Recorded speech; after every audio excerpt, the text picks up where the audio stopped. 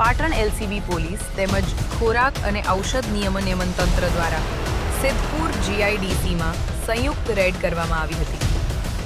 જીઆઈડીસીના plot number 23માં આવેલી ગામી agro ઇન્ડસ્ટ્રીઝમાં ટીમોએ સંયુક્ત ઓપરેશન હાથ ધરી તપાસ શરૂ કરી હતી।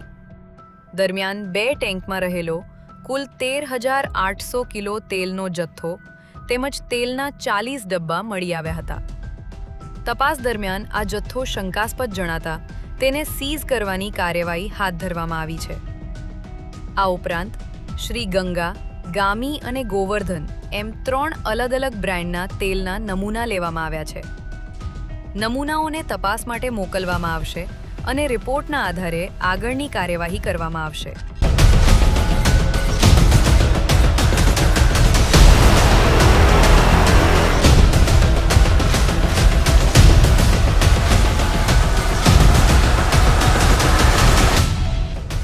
હાલ લાખો રૂપિયાની કિંમતનો શંકાસ્પદ તેલનો જથ્થો સીઝ કરવાની કામગીરી ચાલુ છે। સંયુક્ત ટીમની આ કાર્યવાહીને પગલે જીઆઈડીસી વિસ્તારમાં પણ ચકચાર મચી છે।